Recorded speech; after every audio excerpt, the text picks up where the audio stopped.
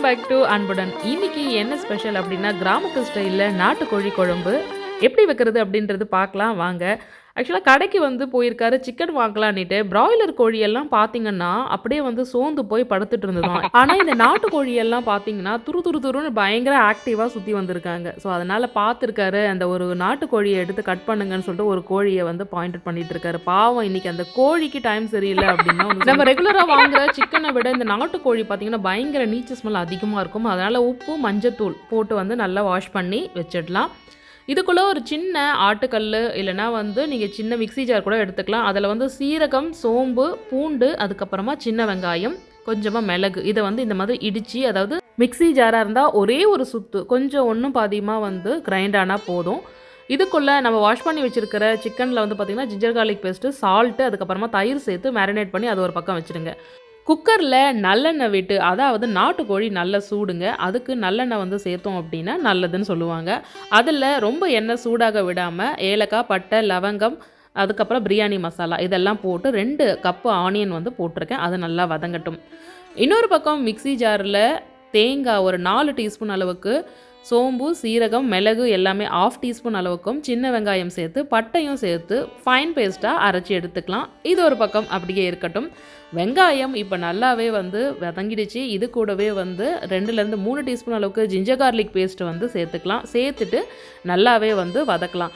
நம்ம நார்மலாக வாங்குகிற சிக்கன் வந்து பார்த்திங்கன்னா தவாவில் போட்டு ஒரு 2 பெரட்டினோடனே நல்லா வெந்துடும். ஆனால் இந்த நாட்டுக்கோழியை நீங்கள் குக்கரில் வச்சு 4 விசிலுக்கு 6 விசில் வச்சுட்டா கூட பார்த்திங்க அப்படின்னா வந்து அவ்வளோ சீக்கிரத்தில் வந்து வேகாது. அதனால தான் வந்து இதை குக்கரில் சமைக்கிறது. அந்த காலத்தெல்லாம் எப்படி மண் சட்டியில் வந்து சமைச்சாங்க அப்படின்னே வந்து தெரியல.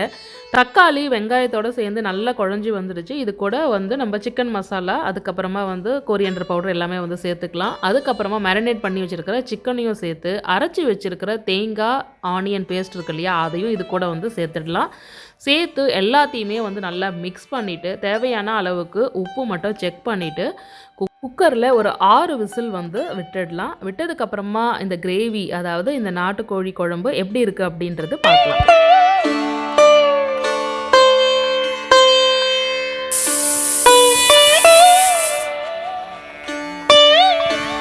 6 விசில் வந்துடுச்சுங்க. இப்போ நம்ம ஏற்கனவே அம்மிக்கல்லில் நசுக்கி வச்சுருக்கிற பூண்டு, வெங்காயம் இருக்கு இல்லையா, அதை வந்து தேங்காய் எண்ணெயில் போட்டு நல்லா பொரிச்சு எடுத்துக்கோங்க. இது கூடவே கொஞ்சமாக தனியாகவும் சேர்த்துக்கோங்க. அது இன்னும் எக்ஸ்ட்ரா அரோமேட்டிக்காக இருக்கும். இந்த அளவுக்கு நல்லா கொஞ்சம் கிறிஸ்ததுக்கு அப்புறமா இதை வந்து இப்போ நம்ம குழம்புல சேர்த்துடலாம். இது வந்து நம்ம சாப்பிடும்போது வந்து பார்த்திங்க அப்படின்னா வாயில் ஒரு தனி டிஃப்ரெண்ட்டாக, தனி அரோமேட்டிக்காக வந்து நம்மளுக்கு தென்படும். இப்போ பாருங்கள் குழம்பு எப்படி இருக்குன்னு யம்மியாக இருக்குங்க பார்க்கும்போதே.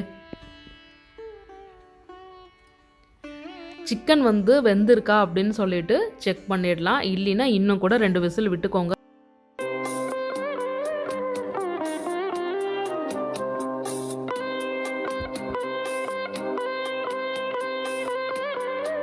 இப்போ நம்ம தாளிச்சு வச்சிருக்கிற அந்த ஆனியனை இது கூட வந்து சேர்த்துடலாம். எங்கள் வீட்டில் சுட சுட நாட்டுக்கோழி குழம்பு ரெடி ஆகிடுச்சு. அதுவும் கிராமத்து ஸ்டைலில்.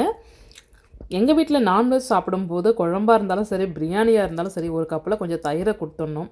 எனக்கு எப்பவுமே நான்வெஜ் சாப்பிடும்போது கூட ஒரு கிக்கும்பரோ இல்லை ஒரு கேரட்டோ இல்லை ஒரு ஆனியனோ கூட வச்சு சாப்பிட்டா ரொம்ப பிடிக்குங்க. இப்போ குழம்பு ரெடி ஆகிடுச்சு, சாப்பாடும் ரெடி ஆகிடுச்சு. நான் சாப்பிட போகிறேன். நீங்களும் ட்ரை பண்ணிவிட்டு எப்படி இருக்குன்னு சொல்லுங்கள். ஸ்டே டியூன் அன்புடன்.